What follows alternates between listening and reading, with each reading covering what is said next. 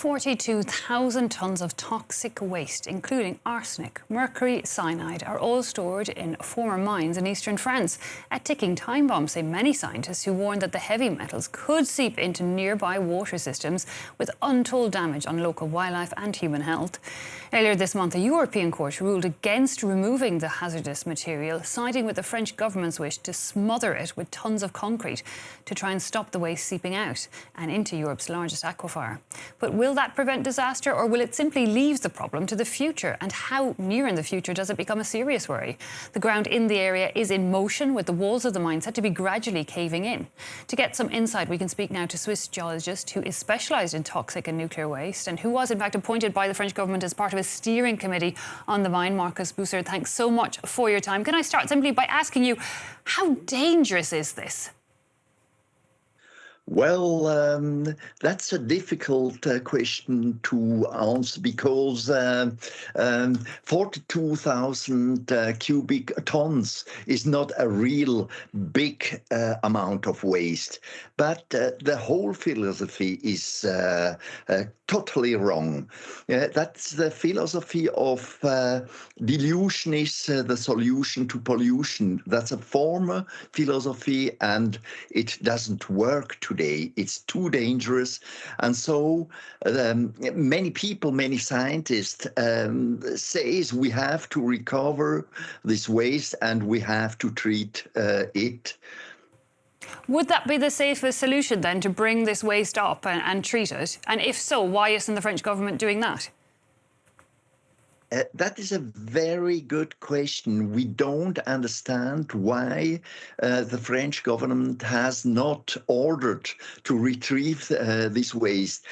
What we know that there were series of waste that had been illegally deposited inside the caverns, and we suspect that there are more waste that had illegally disposed, and that's a real reason why actually the French government wants to seal this underground storage site.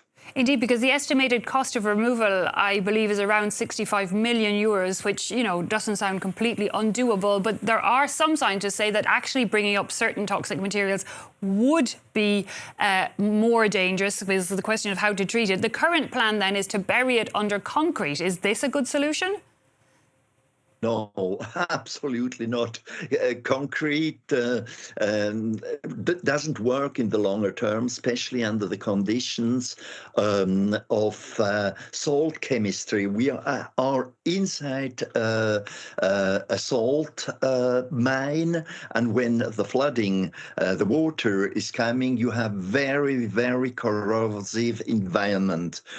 So we suspect more than that this concrete is used to seal something, to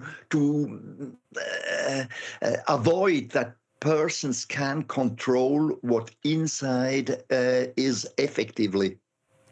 Is there any way of making that toxic waste less toxic even before eventually the site might be sealed? No, you have treatment methods. You have many treatment methods, but you have to recover this waste first. So the work to retrieve the waste is absolutely needed in order to make then the recovery of the toxics. So if this plan currently goes ahead, and you have heard the European Government of Human Rights sign off on this plan, the French government then smothers it with concrete, what's going to happen next? Yeah, probably we have to wait until the mine will be flooded, and I don't think that there is more change to avoid a new ecological tragedy. Is this, the mine we're talking about is one in Alsace in the eastern France. Are there other mines of the kind around France and indeed Europe? Yes, especially in Germany. Germany is the um, country with the major mines with toxic waste all over Europe. And that's a long-term, really big long-term problem, environmental problem, because the toxicity of chemical waste doesn't disappear. So nobody knows the legate for the future. Nobody knows how to deal with it. And meanwhile, we're continuing, of course, to develop more waste, toxic waste, nuclear waste. We're pitching nuclear even as an environmental solution when it comes to energy. Where are we coming in terms of developing ways to deal with the increasing waste that we're producing? Well, I think we have to go in the circular economy and to retrieve all these toxics and to treat them. We have really changed fundamentally our dealing with waste. We cannot continue to put our waste deep in the geology. And we see, for example, today the consequences of the waste strategies of the past. For example, the dumping of radioactive barrels in the North Atlantic. We see that that weren't a solution. The problem of the waste every time comes back after decades and decades and decades. And we have just to change fundamentally this system. And what do we do today? I mean, in the past, when this waste was buried in the mine, did people know that that was a dangerous option? And how do we deal with our waste today? Is a safe system now in place? Well, we have some some ways that are better today. For example, the incineration of organic toxics that works. But for example, minerals like mercury and so, you have to recover it, and that's done, but not consequently, and that's done in rich countries, but not in poor countries. So fundamentally, rich countries should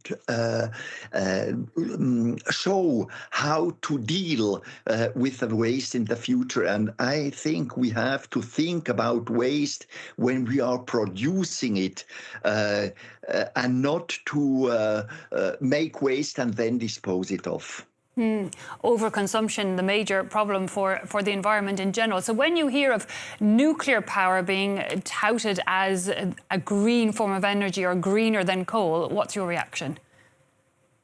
Well, it depends on the type of reactor. In Switzerland, we have the development of a reactor type that could burn up the waste, the high-level waste, the spent fuel.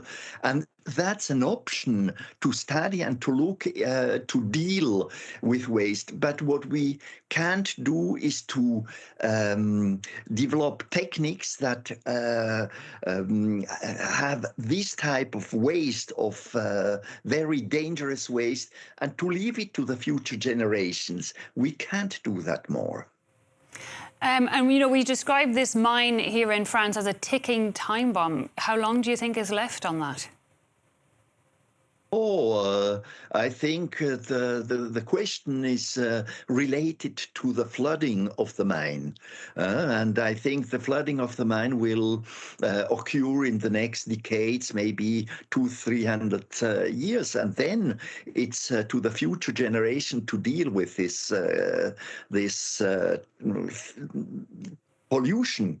And that's the same thing we see, for example, the bombs in the ammunitions and bombs which was left after World War I and World War II in the Atlantic, and all this ammunition is now coming to the shores. So as I said, you can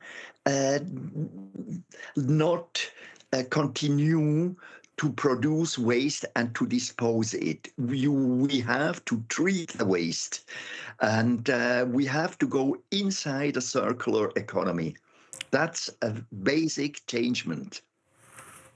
Markus Busser, Swiss geologist, specialist in toxic and nuclear waste. Thanks so much for your time and joining us here on France 24. Very much appreciated. Thank you. We're going to take a short break now. We'll be back in just a few minutes with more updates from around the world. We'll see you then.